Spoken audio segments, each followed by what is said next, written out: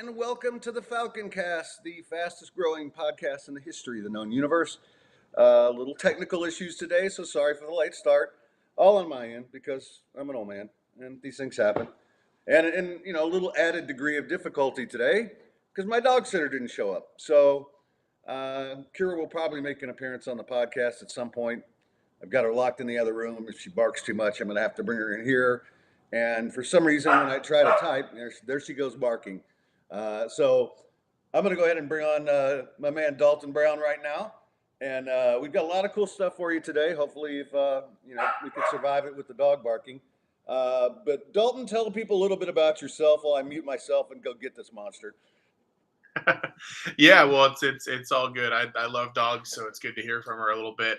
I'm currently writing for Betting Predators. Most of my focus as far as how I cover sports is on sports betting. I have a daily article over at Betting Predators that comes out typically in the middle of the night every night with a couple best bets on the next day's baseball slate. I played baseball in college. I also wrote for Gallery Sports. A big Dodger fan, which is not always that won't make me a fan favorite in Houston all the time, but I don't hold it against anybody. Hopefully, they don't hold it against me. But yeah, big baseball guy. Also get really into football when that comes around. I'm a writer, talker, and mostly a sports bettor. Yeah, and we've worked together for a while now, going back to Sports Map Elite, and then I think we were two that lasted to the end at Gallery. So Yep. there was that. It was a lot of fun though. We did some amazing work there, especially on the editorial side. That stuff I'll be proud of, and Dalton was one of the key guys on that team. So always love having him on. Did the national show a few times, and and basically wanted to talk a little trade deadline and get into that a little bit. And I see you're on it. Before we get to that, though, you're on a pretty good betting run, unless Twitter is lying to me. No, it's been pretty good over the last. I think it's been about a week and a half now. I got a nice little 11-2 run going on the best bets, which we've been cold for a little bit before then, so it's been much needed. And we're actually on the Astros tonight. I think they're going to push Noah Syndergaard around a bit. All right. Well, yeah, I say he's a great follow on Twitter. You can get on there and get his picks, and he does a fantastic job. So happy to have Dalton on here. Let's talk a little bit about the trade deadline because the Rangers make a big splash with Scherzer, who has to help, but he hasn't been all that great this year. I mean, he's been good, and it's nice to have that kind of guy, especially for a playoff run. But what does this do for the Rangers? Yeah, I mean, I think adding both him and Jordan Montgomery, it lengthens the rotation. I think the Rangers are a team who they've benefited from guys pitching a little bit above their weight class so far this season, right? I mean, Nathan Eovaldi was an absolute stud for them for most of the first couple months of the season. A lot of the advanced metrics on him were kind of foretelling some regression, and then there started to be a little bit of a dip in velocity, and now he's got the injury. Martin Perez, when he's locating perfectly, can be quite good, but at times he's looked pretty cooked. Dane Dunning, we've already seen the regression monster start to catch up with him. His last two starts against the Dodgers and Padres, he's really been hit around quite a bit. John Gray can't necessarily stay healthy, can be pretty good when he does. And other than that, it's a lot of youth. I mean, Andrew Heaney, I don't think that's a guy they want to rely on in the postseason. So going and getting a guy like Scherzer who's been there, he's done it, he has a lot of experience. Obviously, when he's good, he's really good. And we saw just a couple weeks ago when he shut down the Dodgers that he can do it against some of the better lineups in the bigs too. So big get for them. The hit for them there.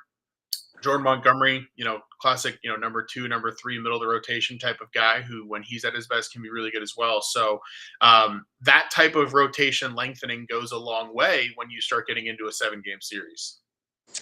Yeah, and I want to talk about the Mets a little bit because they did trade Scherzer, and there was some talk that they were looking to next year, and we're going to keep both him and Verlander. But what are the odds Verlander gets dealt as well? And I hear your Dodgers pop up as a possibility. Yeah, and I think that would be what I'd be really fascinated to watch if that were to happen is I'd be interested to see how Twitter reacts. Because I know a lot of people on Dodgers Twitter tend to feud with his brother Ben. he's not a big fan of the Dodgers and a lot of the stuff that's been hurled his way. And look, I mean that all that stuff, I don't really get too involved in it. But it certainly would be entertaining to watch. As a Dodger fan, I'd love to have Justin Verlander. He's still a great pitcher even into his 40s. He's a guy that you trust down the stretch if he stays healthy, to get outs, to pitch deep into games. And for a Dodgers team that had an ERA of 6.18 in the month of July, and a Dodgers team whose bullpen looks like more and more of a mess, that would go a long way for them, to have a guy who can eat those kinds of innings and make postseason starts. Because right now, Clayton Kershaw will come back soon, but his health is always up in the air. Walker Buehler might come back in September. We don't know if he'll even be ready to start by the postseason. Dustin May is out. Julio Urias is struggling. So it's kind of hard to know, where they're really going to look if Verlander doesn't land there or some other starting pitcher doesn't land there. So what about the Astros? And I know I know Dodgers fans and Astros fans like to tweak each other a lot on Twitter, and some of it's amusing and some of it is just plain dumb. Yeah. But this Astros team, like the Dodgers, has had a lot of injuries in the starting pitching. They claim they're not in the market for a starter, but I think they could use one. They also could probably use an outfielder, but they seem pretty quiet. Now, Kendall Graveman, I thought, was a good pickup yesterday. But yeah, what do you see them doing? Yeah, I think I'll put it this way. I mean, we've got 23 hours left till the deadline. I'm not going to believe the Astros that they're not in the starting pitching market until I see that deadline pass without them doing anything. It just doesn't make a whole lot of sense to me. I think guys like Framber Valdez, oddly enough, I would trust him more in a postseason setting than I'd trust him like today. Same thing with Christian Javier. I think those are two guys who have kind of shown that they have the ability to perform under pressure. So, I think the Astros are a team where like some of that starting pitching will solve itself. Obviously, Jose Urquidy coming back matters.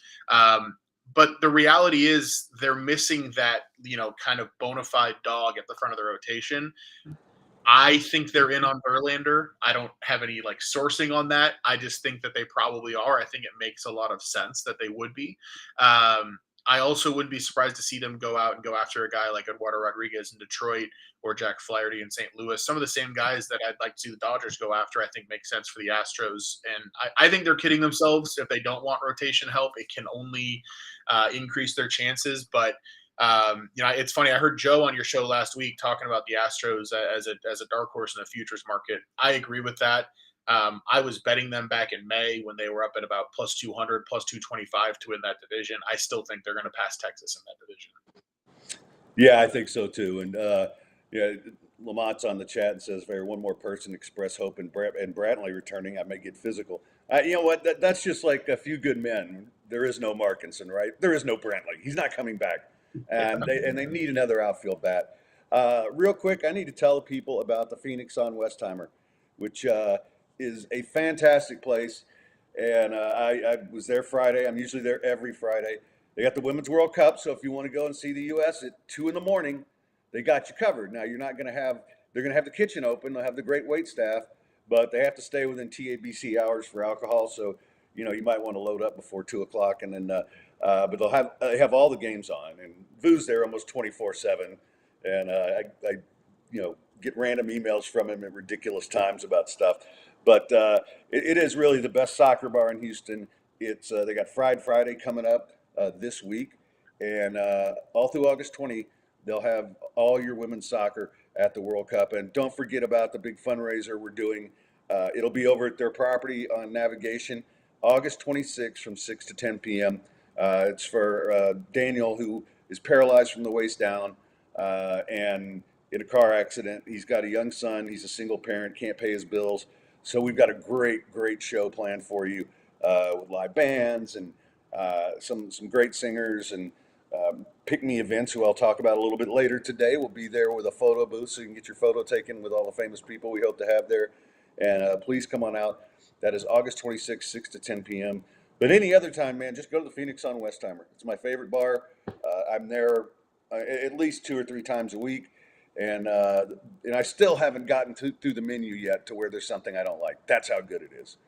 So anyway, Okay, so one more before I let you go. It's like, and I know, and Chris, who we're going to have on a little bit, we've all worked together and on betting. And what are your specific strategies when you were talking about Joe talking about futures bets? When do you start looking at those kind of things? Do you look at a team that's 5 games out that you're like, oh, okay, now my price is here? Are you waiting for a certain price, or is it more about the team itself? Yeah, I think for me it's more just because a lot of my handicapping focus is very day to day, right? So I'll sit there and I'm diving into every starting pitching matchup every day. I'm taking inventory on how each team is doing in different platoon splits every day, how each team is generally playing. So a lot of times what I'll look for is okay, we've got a really good team like let's say the Houston Astros. Maybe they go on a stretch where they lose 8 out of 10. They get some unusually poor pitching performances, or the offense just goes cold for a minute. Maybe a guy like Altuve misses 10 days. All of a sudden, the market sours on them.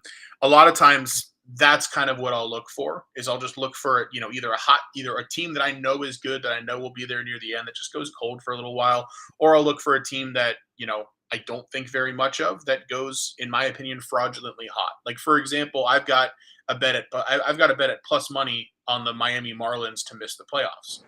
I just don't think they're for real. I think the Texas Rangers are a team that, for me, I am kind of fading a little bit. I know they're going out and making a bunch of moves at the deadline, but over the first 3 months of the season, that's a team that hit 330 with runners in scoring position. That just doesn't continue through a full season. We don't see that. In fact, over the last 10 years, no team has hit over 300 for a full season with runners in scoring position. So, you know, what I'm looking for are outlier scenarios, whether positive or negative, that I don't think will continue. Yeah, and about the Rangers, I think one thing that if we haven't learned from this offseason, you can add a lot to try to get better, but just throwing money at it doesn't always work. Just ask the Mets, ask the Padres. I mean, going into the season, you look at those rosters, and you're like, wow, these teams should be really good. And sometimes these trade deadline moves work out great, like it did for the Astros with Verlander in 2017, and sometimes they don't. And we've seen it before. So I'm kind of curious. And the Rangers last year, when I looked at their roster, it's like, why are they this bad? Because they've got pretty good hitters throughout the lineup. Their pitchers had decent numbers, but they just didn't play good baseball. And now they're playing good baseball. I think it's somewhere in between is where they're going to Exactly. land. So, well, Dalton, I appreciate you coming on. Let's do this again. I may do something if the Astros do something big tomorrow night. I may do just like a bonus 15-minute podcast. So I may hit you up, or if Verlander winds up with the Dodgers, just so we can help our Astros friends melt down. Sounds good. Yeah, thanks so All right, much. appreciate you coming on. Okay, guys, I got to get you caught up here on some of the other things that I didn't do at the top of the show because um, I'm a dumb when it comes to computers. It was totally my fault. First off, I made a movie mistake last week that I have to apologize for. I was talking about staying up late and watching El Dorado with John Wayne, and I made the classic mistake that Chili Palmer brought up. Boy, I'm glad you guys aren't taking shots while I'm doing movie references today. That Chili Palmer brought up in Get Shorty. And he says, Robert Mitchum played the drunk in El Dorado. Dean Martin played the drunk in Rio Bravo. Basically, it was the same part. Yeah, it was El Dorado because that also had young James Caan and Robert Mitchum. So that's a red card for me on that one.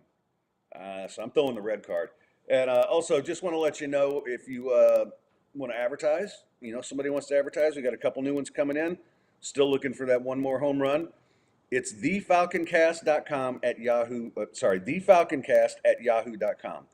And if you just want to support the show, it's thefalconcast at paypal.com. And I'm going to have Dr. Linville here in a bit. I'm going to have Lawyer Dave and my good friend Chris Dell, who has been holding my hand throughout this process of trying to get the podcast going, is going to join me. And we're going to talk a little fantasy football, among other things. And it's not too soon. I got people talking to me about their drafts.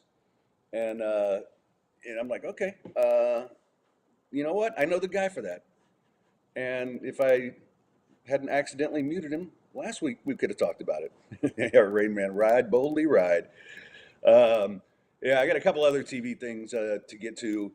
that I started. I know a lot of you are big Justified fans, and I think a lot of us were concerned that maybe the writing wouldn't be as good with Elmore Leonard dead. And I have to say, the style of writing is very much on par with Elmore Leonard. So far, I've liked it. I've liked all three of the episodes that have dropped. My only beef, and this is three shows that I absolutely love, and they all have the same teenage daughter angst character. And so Raylan's daughter is a part of it. And for me, it's like the same thing with Bosch, although his daughter's grown up at the end of it because that thing went on for as long as it did. And same thing with Lincoln Lawyer. It's like, I don't need the daddy daughter thing, you know? I need Raylan Givens shooting people. That's what makes it great, you know, snappy dialogue, things of that nature. And I started watching, I think it's Apple TV, and Hijack with Idris Elba. And I have my concerns about it because it's about a hijack, and I don't know how many episodes of that you can do, but so far I've really enjoyed it. I think it's been, I've done a good job of just peeling off layers slowly. So I recommend those two, and then I'll be getting caught up on some movies this week as well. But I got to get this done now because guess what? We're about to be in football season, and we're already close. I mean, like I said the other day, once you have that first guy carted off the field, then football's almost here. So there's that. And and I appreciate all you tuning in, all of you on the Twitch. And yeah, pretty quiet weekend. I watched the Crawford fight. I got to tell you, that's one of the most impressive performances I've ever seen because I think Errol Spence is a hell of a fighter. And Crawford just dominated. And I actually had a little money on Spence because he was a plus number. And I'm about 4 rounds into that going, boy, you might as well have just given that money to the homeless. This one's gone. And that's pretty much how it went. So that, and then shout out to all my University of Florida friends, my young University of Florida friends who hang out occasionally at one of the bars I go to. They're just a lot of fun, and they're smart, and we talk music, and good kids. So shout out to them. You know what, Chris, would you be interested in popping on now? Because I've got some time. I had to move some things around. Let me tell you about Pick Me Events, event production and creative brand activations. And listen, a lot of you guys know Michael from his Get Me years, but he and Pick Me, they do everything. They're storytellers. If you're getting married, and good luck, they want to ensure each and every event is thoroughly produced and curated to create a moment that forges life. And guess what? They're going to be at this charity event, and you're going to have pictures you can keep forever. Long impressions for companies and brands across Texas. And really, it's event development. Anytime you've got a big event, maybe you're putting on a charity golf tournament, something like that. This is so much better than just taking selfies because you're getting professional work. And it's more than that, though. It's not just the photos. They're innovators, cutting edge events, and they capture the chemistry of your event for the guests. You got over a decade of experience, a rich knowledge of event activations, and they create unforgettable moments. Photography, videography, DJ, photo booths, all of it. Pick Me Events, and check them out. All right, Chris, you feel like popping on? I know you're just sitting there listening. You might as well jump in. Let's go. Let's do it, man. All right, let's talk. Fingers crossed that you can hear me this time. Oh, I'm not going to tell you what happened. It was my fault, 100%. Somehow between you and AJ last week, I hit the mute button on my computer, so for my audio, and so I haven't used it since to listen to anything. And I'm sitting there going, man, I wonder if I accidentally did this, and I did. So anyway, so let's talk a little fantasy football. I mean, I know you sent out a 10 do's and don'ts, and how much of that are you putting on Betting Predators where they can go get it? That's a good question. That's actually a piece that I'm writing for the Pittsburgh Post-Gazette. We're going to be launching our first ever fantasy football initiative there, and we'll get into that in a second. But that's going to be a preview. That was shared internally with you and some of our Betting Predators, SportsMap Elite friends and family. But yeah, it'll be the 10 commandments of fantasy football draft strategy. And it'll be an intro piece to a weekly column that I'll be producing for the Post-Gazette website as well as the newspaper there. That'll be coming out pretty much once a week. during the preseason as well as during the regular season. It'll be like a Fantasy Fridays, Fantasy 5, top 5 buys and sits, start sits, buys, fades, et cetera, et cetera. So very excited about that, and excited to introduce that piece, which will be coming out sometime in the next couple days, actually. Yeah, and we didn't get a chance to talk about it last week, but you have a new job there at the Post-Gazette. Congratulations. And so you're obviously going to have some Steeler insights for us, but I think you'll do a great job. And that way, I'm just glad you landed on your feet. Like, after the last thing ended for all of us, it was kind of timing of it sucked, but regardless, I know you'll do a great job. So you're basically covering the Pittsburgh Steelers for the biggest paper in Pittsburgh. Yeah, our team is covering the Steelers. So I got brought on as the new sports editor. We got a team of about close to 30 full-time sports staffers, from editors to videographers, photographers, full-time beat writers for all the major sports teams there, the Steelers, Pirates, and Penguins. We also cover Pitt University. We also cover Penn State and West Virginia as well. So very excited about that. I won't actually be covering the Steelers myself as a beat writer. We've got some really good people that already do that, but I'll be kind of orchestrating things with our managing editor, Ryan Wynn, as well, and basically just making sure everything is in harmony. And like I said, a couple of new projects that are in the works are fantasy football, which I'll be leading that. So any writing you see from me will likely be fantasy and sports betting, and that's how I'd prefer it anyway. So I'm excited for the opportunity, getting to be in charge of a big community and a big audience like this, but also getting to do what I love the most, which when it comes to football, is fantasy football and betting. So I'm ready to go, man. I'm real excited about it. Yeah, well, I'll tell you this from experience: if you're an editor, you're covering the team, yeah, right, with all your guys. So trying to give the writers credit here, Fred. All right, yeah. You always do that. You always give them credit, and you always take the blame. That's the job. Right, but, right. But yeah, you have to be on top of stuff. So, you got any? Have you looked at any of the football totals or anything that jumps out at you? Man, I mean, it's I haven't looked at updated lines. I think the last time I made a couple bets was a few weeks ago. I've actually bet some season-long player props that I really like, and sticking to the Pittsburgh Steelers. Anything you can get in the market right now in terms of an under. Well, first of all, we put out our first fantasy football podcast on the Betting Predators feed, which I'm going to continue to run in addition to my new position at the Post-Gazette. But one thing that I really try to stress on and focus on, I've said this year after year, this is basically our third year running now, is you can only bet unders. Like you can't give me one logical reason to ever bet a season-long player prop over, because the market is unable to adjust the numbers. Like, everything they're doing is based off year-long projections. So when you see somebody's passing yards prop set at, let's say, 4,000 yards, that's baked in to basically be playing a full 17, maybe 16 games, when in reality, a lot of these players are going to be playing a lot less than that. And in the situation possibility where they get hurt, they're likely to miss multiple games, if not a wide stretch of games. Then you add in the fact, like injuries, right? If you bet Kenny Pickett under his passing yards, then he could stay healthy the entire year. But what if Deontay Johnson gets hurt? What if George Pickens, Pat Freiermuth get hurt? What if they lose multiple starters along the offensive line? There's a lot of things that come into factor there. What if they're so good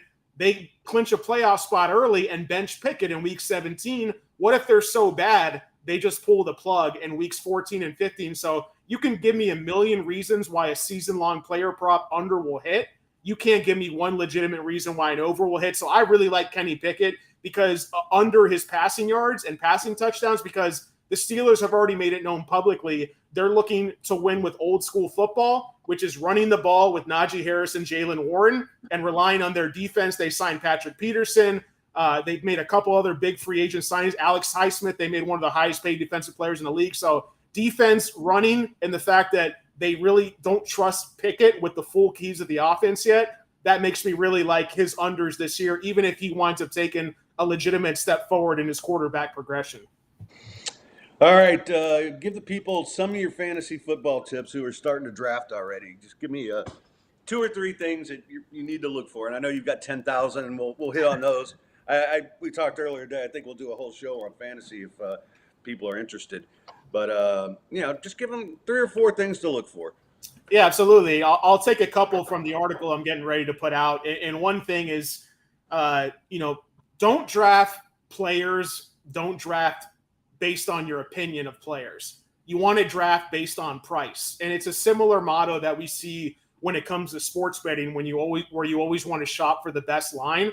So even if I think that Jalen Hurts is going to be the number 1 quarterback in fantasy this year, okay, that's great. Like, he's already being priced in drafts as the number 1 quarterback off the board, and you have to spend significant draft capital of your team in order to take him that early. For me, I would much prefer to draft Justin Fields, who is being drafted as like the 6th or 7th quarterback off the board. He has just as much of a ceiling in terms of his rushing upside, his ability to break big plays, and you don't have to spend a 2nd-round pick on him in your fantasy drafts. I'd much rather leave the first 4 rounds of my draft with 3 elite receivers and an elite running back, or even 2 of each, maybe even an elite tight end and Travis Kelce if I can get him, and then wait till rounds 5 or 6 to draft the Justin Fields. When you look at weeks 9 through 17 last season, which is essentially when the training wheels were taken off of Justin Fields, and he was able to really take control of that offense with the coaching staff, he was the 3rd quarterback overall in points per game,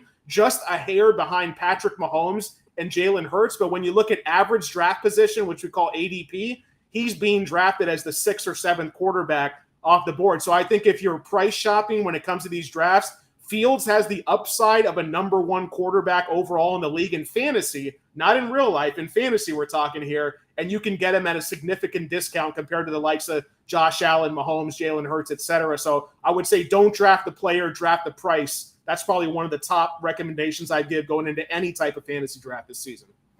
Yeah, Justin Fields, I had as my backup all year, and he almost got me to the playoffs over the second half of the season because I drafted Russell Wilson. So we know how that went.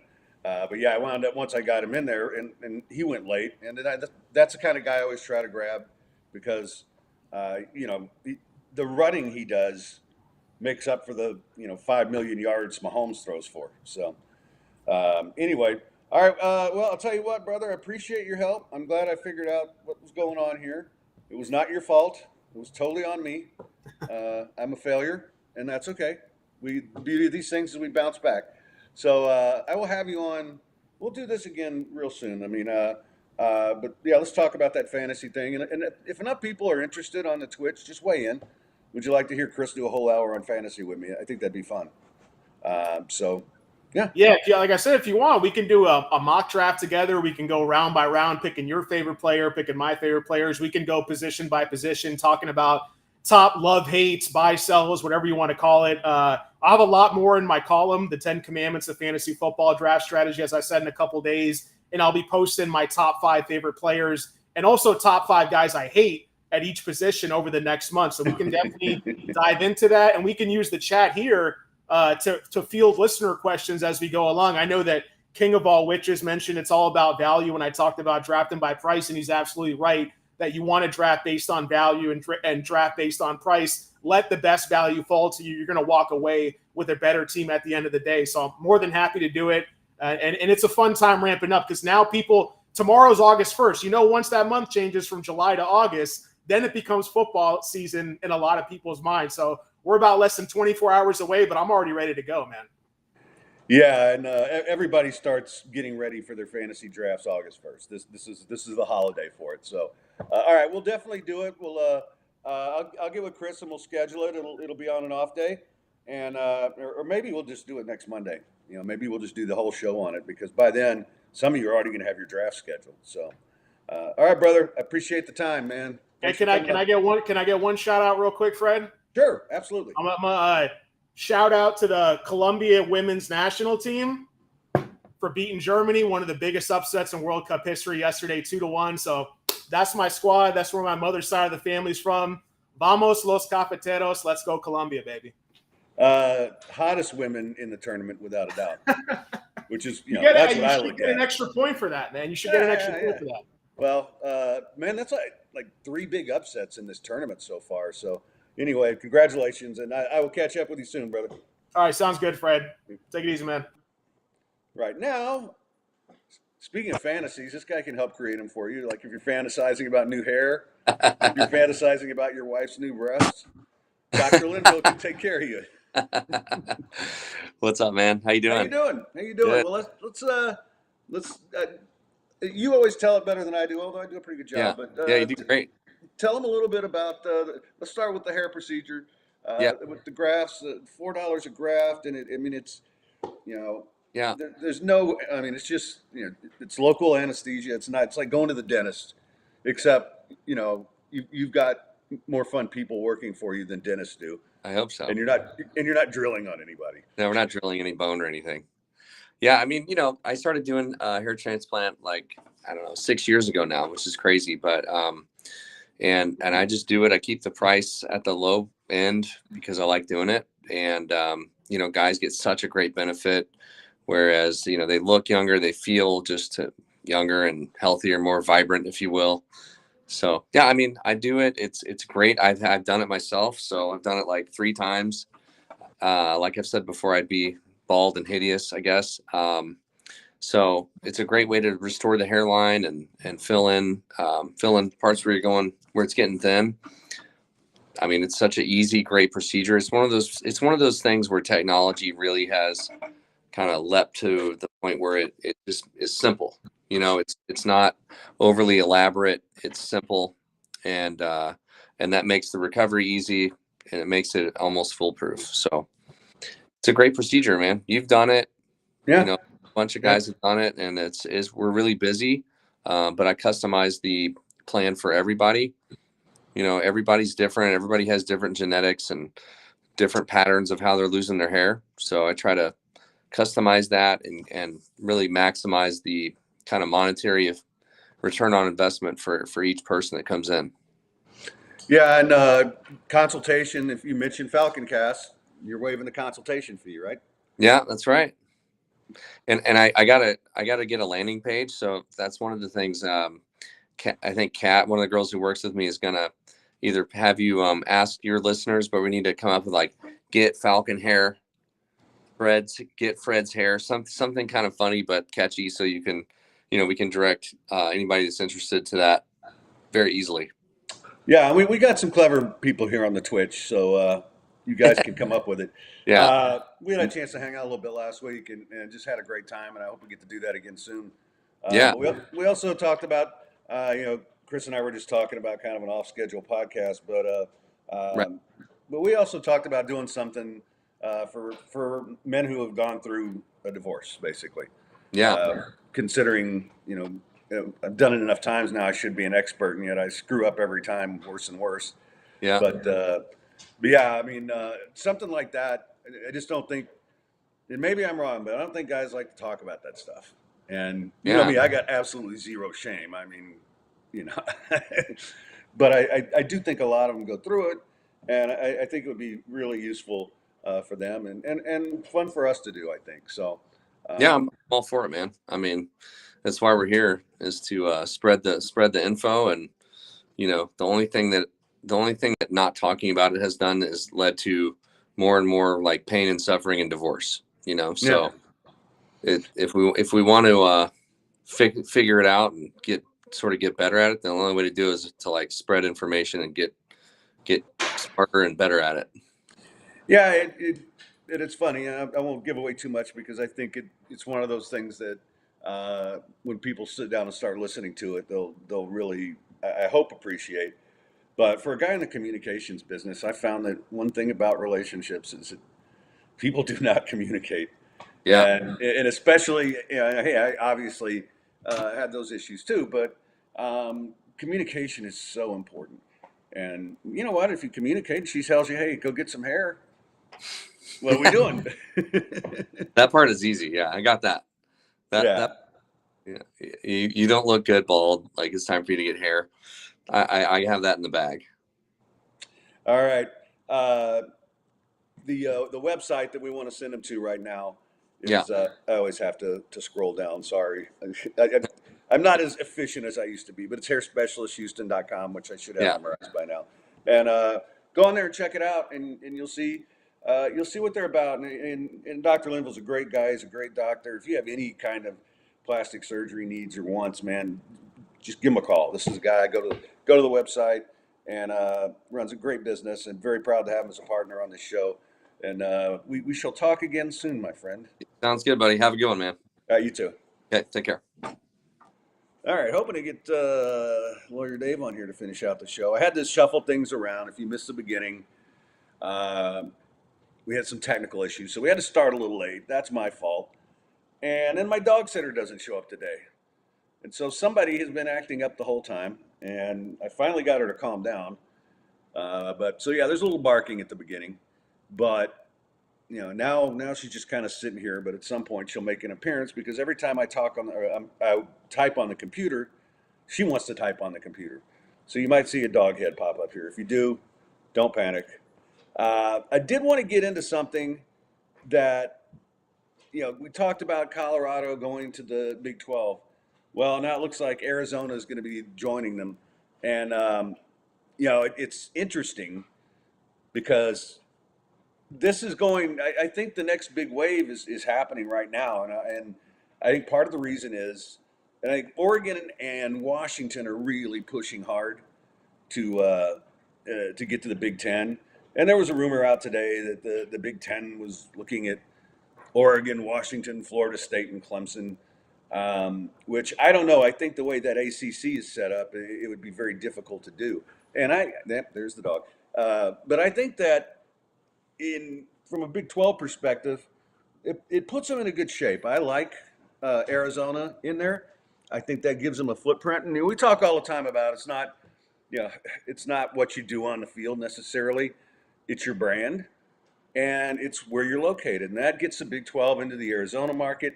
Now that they've picked the Colorado market back up, I mean, those are all good things. And yes, Colorado was abysmal last year. And, you know, it was awful. But they got Dion now, and I don't know if they're going to be any good. I mean, Dion had the best players on the field before, but I think he's going to be good.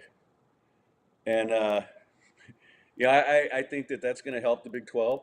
And I think they're looking at two more teams. And I think what will happen is either Washington and Oregon start panicking a little bit and, you know, go ahead and seek out the Big 12, or they wind up in the Big 10. And I know that's what they want, but hell, I want to be in the Big 10. It's not happening. So much of it, and there's just a lot of schools that are going to be left out of this thing. Oregon State, Washington State, pretty much anything with a state. Virginia Buttonweed. I was worried the Big 10 would shrink, and my wife told me there's no such thing as a Big 6. Well done, sir. Well done. But yeah, I do think, though, the landscape is interesting, because if Florida State and Clemson were going to move, doesn't the SEC make a little more sense than the Big 10? Although, does the SEC want to keep expanding? And that's, yeah, all of these things, they're just moving targets, right? The Big 12 looked dead in the water when Oklahoma and Texas left. And now they're in a position of strength. And they're going to be able to add some teams, and they'll be able to pick and choose. And these are teams that were in Power Fives that are going to want to be there. And I think if they play things right, they're going to have the third best conference. I think they'll wind up being better than the ACC in football, and I think they're going to be better than everybody in basketball. Now, they're not going to make the money that the SEC and the Big Ten make, although, you know, $31 million a share is not, you know, that's not bad. And, you know, once that kicks in, that's going to help the schools like UH and BYU and all those guys that came in. That's good money, and I think so. But we'll see. And everyone says from a brand-wise, FSU and Clemson would fit, but it wouldn't matter if the SEC is already in those markets. Yeah, I don't think the SEC needs those markets. I think the SEC is just collecting guns now, right? It's like, yeah, I want an AR now. I want this. They're just building a gun collection, and it's actually, I mean, I'm kind of for it. I like the idea that now where I kind of wonder is how many of these teams start basically eating each other alive. And, you know, Asymmetric says SEC could use a Florida market. Well, they do have Gainesville. And Florida is kind of, you know, the state school there, right? It's like Texas here, and I know people hate, oh, Texas doesn't win. Doesn't matter. Florida is a pretty big brand, and I think, yeah, would it help to have another one? Probably so.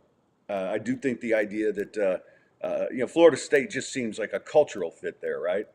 And there's the other thing. Back in my day, like the Big Ten always and the Pac-12 were the same way. And I think part of the reason the Pac-12 is in trouble right now is they the Big Ten was always, well, we're not taking teams that aren't at this area academically because that's what fits our conference, and that's what took so long for them to get to a certain point.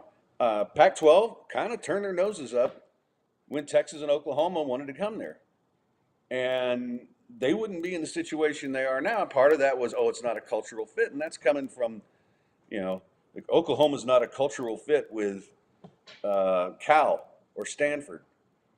Well, who is? I mean, who else in the Pac-12 do you look at? I mean, USC's a pretty good school in terms of academics, but none of that matters anymore. Now it's money, and you know what? That's the biggest brands are going to win, and they're going to get in the best places. Does that mean they're going to be great teams? No. I mean, I think that you get in there and basically now you've got Oklahoma and Texas in there already. And if all the teams are good, nobody's winning them all.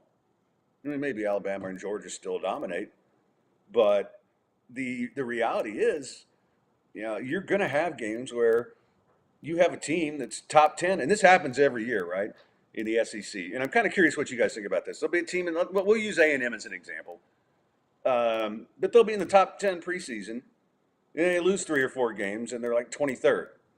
And it's not that they weren't the same team going in. It's just that, sometimes Mississippi jumps up and bites you. Sometimes Auburn can jump up and bite you. All those teams are capable of having good seasons. And so I think from a competitive standpoint, the game should be more interesting. I also think it's going to be harder for you to run the table. Now, the other thing out there is the 12-team playoff. And now that you have a 12-team playoff, I think it'll be easier for Alabama to lose 4 games and get in and still maybe win a national championship. But I do think that the interesting part to me about all this is with the new playoff, what happens now? Like, what if the Pac-12 falls apart? And what if there's not enough conferences to get, like, what they were going to do, 6 champions, right? And are there going to be 6 conferences worth having champions here? I think you're going to have 4 for sure. But, so do you take the top 2 group of 5 and maybe you have a better chance to actually get to the playoff? But the reality is, you're not going to make enough money per season. And when you look at why teams move, why teams want to jump, it's all dollars. You make more in the Big Ten and you make more in the SEC. So, yeah, if you're a Florida State and a Clemson, you look at that. Now, they have these contracts, but every single one of them get worked out, right? Because it is kind of like a divorce. I know a little about that. It goes on. If you let it go on too long, living in the same house, you both just want to get rid of each other. And I think that's what happened with Oklahoma and Texas, frankly. They could have held them to that contract and been there through 25. And it's kind of like, this doesn't make any sense. They don't want to be here. We don't want them here. Let's say our goodbyes. And Naismith says you also make money by making playoffs and having title chances. You do, but most of that is spread out through your whole conference, if I'm not mistaken. I have to go back and look at that, but that's the way it's always been. But, and Andre Ware says the ACC would technically own FSU's media rights if they left under the current contract. That's a tough pickle to crunch, Falcon. You're right. That's why I'm skeptical of this report. It's on Athlon, but it initially came from Barstool. But, yeah, the Big Ten report that they were looking at those 4 teams because I just think it's really hard to get out of the ACC. And, it's amazing. I've been just reading everything I can about this. And there's one story about how the ACC messed up when they didn't go after West Virginia. And you don't think of West Virginia as necessarily that valuable, but that would have weakened the Big 12 too. And now the Big 12 is in the one that's in a pretty good position. And I guess the wild card that still exists and always will, Notre Dame. And they've got that relationship with the ACC. At some point, does that just become official? And I know they want to keep that independence, but in this world we're about to live in, if you're not with China or Russia or the United States, good luck. And I think that's kind of something that Notre Dame's going to have to look at. And they may have to go to China. China being the ACC. Okay, that was probably not a very good reference, but anyway, so I wanted to get into that a little bit today, just because I love my college football, and from a UH perspective, I'm glad that they landed where they did, because I think now they're at least making a lot of money and playing big boy football. I just don't know how competitive they'll be in the long run. I hope they're competitive, but I like the idea. If they're going to be 6-6, I'd rather be seeing, Baylor coming here and Tech and those kind of teams. By the way, R.I.P. Pee Wee Herman, Paul Rubens, funny guy, and to this day, and this is before Twitter, and my goodness, there's so much worse that people have done than masturbate in an adult film theater. I mean, isn't that the point of that? I mean, those things were gone by the time I was old enough. So he was, of course, he did have a kid's show, but he also had an adult show. He was a very funny man. And there were a couple times he'd pop up in movies, like in Mystery Men. And it's like, I still love Pee Wee. He made a great career out of it, and Asymmetric says 70 is a decent run. You know what? I don't feel so good about 70. I'm not that close, but I can sure see it from here. But yeah, man, cancer. I hated to see that. And which is Pee Wee taught me how to fabricate a popcorn tub. Oh man. And then one other story I wanted to get to, and then hopefully we'll get all right. So yeah, I talk about divorce a lot. Could be a lot worse.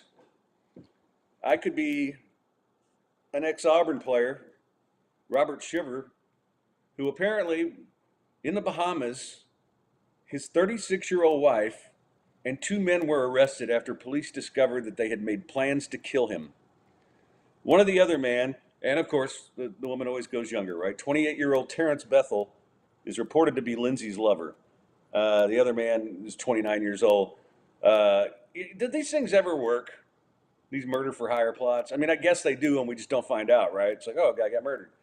But they say the plan was detailed in WhatsApp messages that they discovered while searching the phone of the suspect in the break-in. A guy broke in and got caught in a bar in, I don't know what the name of the town is. I do, but I can't pronounce it. But he breaks into a bar, they get his phone, and they find the WhatsApp messages. Now, isn't there that commercial about WhatsApp where they're not supposed to be able to do that? Where they use the carrier pigeon? But yeah, I guess if you have it open in the phone, so be it. But what are you doing with WhatsApp? I mean, none of this stuff can be hidden from the best guys out there, the cyber geniuses. They're going to figure it out. And you're going to get caught. So, hey, at least they got caught. They'll go to jail. He doesn't get whacked. That simple. All right. I am waiting to see if Lawyer Dave's going to pop on. But I'll just remind you about my friends at Lanham Industries real quick. And great company. And you know me, my dream is to get a place out on Lake Livingston. And, that's what they do. Southern Living Cleaning, they're the Lake Livingston area leader in providing quality services for your vacation home. And the cool thing is they do everything. If you've got a home out there, they can do cleaning, lawn care, laundry, maintenance, inventory management, property management services. And they will consult with you and find the right home and location, decor and theme, and what fits your price and your budget. Highly trained and dedicated crew, consistent 5-star rating from guests and owners, veteran owned and operated, which is always important.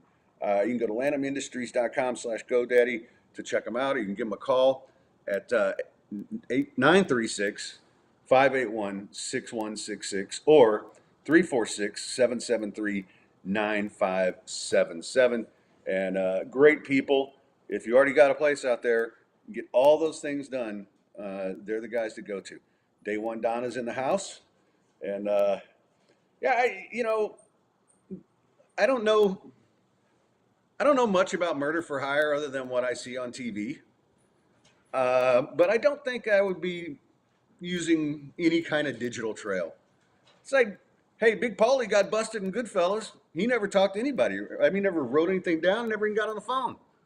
And he got caught. So I'm pretty sure your WhatsApp's going to get you caught.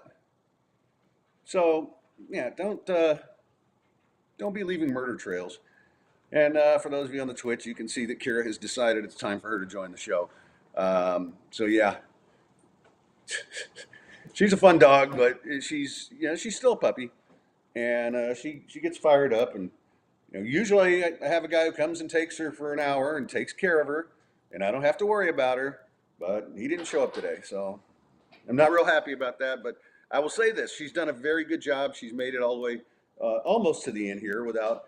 She did bark a little at the beginning, but I used, I let her out of there, and she's been sitting here really calm the whole time. And now she's just, now she's getting bored. So, and the thing is, it doesn't take much to calm her down. I just take her outside because it's 400 degrees and she's a husky. And yeah. All right. Well, I'm probably not going to have Lawyer Dave today. So I'll tell you about him. Lawyer Dave is the best out there. If you need a lawyer for anything, 713-626-8900. 713-626-8900. And he can fix anything. Especially if you've been in an accident. That's what he does. And he does a lot of other stuff too. But if you've been in an accident, and you will be, this is Houston, then he can take care of you. All you have to do is call that number, and the consultation's free. Guess what? It doesn't cost you any money. He doesn't win unless you win. And, he likes to gamble on himself. He likes to gamble on you. And that's what he does. And he's very effective at it. And so if if he doesn't do what you need, then he'll get you the right lawyer. So anyway, 713-626-8900. Put it in your phone. If you can't remember it, then you can always just hit me up on Twitter. You can hit me up here, and I will get you the number and get you the information. And half the time you can just text me, at least once a week. I'm probably sitting next to him at the bar. So Lawyer Dave, 713-626-8900. And said wants to know, will the schedule change for football season? I'm working on a couple things. If I can get one of these Lake Charles casinos, then I might do a Saturday morning show too, just gambling. But right now, it just depends. I just need a couple more sponsors, and I'll go to 3 days a week, and we'll see what works best. I like Monday because we can wrap everything up, and I like Thursday we can look ahead. But there's going to be room for more in there, and I like to do some. I am going to do some pop-ups. So, for instance, I was talking to Dalton earlier in the show. If the Astros make the playoffs, then I'm not make the playoffs. Astros make a trade. I will jump on there and do a live one and get him on there, and we can analyze it. And we'll do stuff like that. If CJ Stroud blows his knee out or something, God forbid. If there's big news, then I'll jump in, and it won't necessarily be that long, but there will be some pop-ups. All right, so final thoughts today. I have a bear theme, and so bear with me. I'm not doing bear puns. I'm not doing all the bear puns that I thought of that were just horrible. But we'll start in California. If you notice, I like to try to combine these things now to make them, We talk about animals taking over. Well, basically, and if you go to AP, you can see the photo. I'll try to figure out how to put it on the Twitch chat at the end of the show. A bear, somebody walks out of their backyard. We were talking about somebody finding a raccoon the other day at the airport. How about a bear sitting in your jacuzzi? And it's really funny because he basically just wandered in there, sat down, and it's hot. I mean, bears have fur, more than we do. Is anybody going to blame him for jumping in a jacuzzi. Yeah, Asymmetric says more scared of monkeys than bears. Yeah, the problem is, we haven't, and we had Cocaine Bear. He seemed kind of cool, but it's, we know the monkey revolution is coming. Just like we know AI is taking over, just like we know aliens are taking over. We've seen all the movies. I'm kind of curious what the power rankings would be for this. What takes over first? I'd probably go aliens, AI, monkeys, and just general animals. The dinosaurs, that's it. We forgot about the dinosaurs. They're going to come back because they made Jurassic Park, right? Dinosaurs should be on that list. All right, anyway, my other bear story is we go to China, where I'm sure they're monitoring everything we're doing, right? Like they're listening. People in China are listening. What is he talking about? Cocaine Bear. A Chinese zoo had to issue a denial that some of its bears might be people in costumes after photos of the animals standing like humans circulated online. The sun bears from Malaysia are smaller than other bears and look different. But the Hangzhou Zoo says they're real. So all I have to say is if they're putting humans in bear suits, and I hope they're getting them a jacuzzi, right? Because it's got to be hot over there too. Is that really what you want to go to a zoo to see? Isn't that what you do cosplay for? I'd kind of be down for dressing up like a bear, but only in the privacy of my own home with hopefully a willing participant. So anyway, that's your bear theme for the day, guys. I want to thank all of you again, and sorry for the trouble at the front. Sorry for Kira. But we got through it, and Thursday will be AJ Day again. And I will tweet out if there is something to write tomorrow on the trade deadline. And write, boy, this is what happens when you're distracted by a dog. But no, I'll put out a quick podcast, and we'll talk about it, and you guys can weigh in on the chat as always. Appreciate each and every one of you, and I hope you all have a great start to the week. And until Thursday, stay sportsy, Gulf Coast badasses.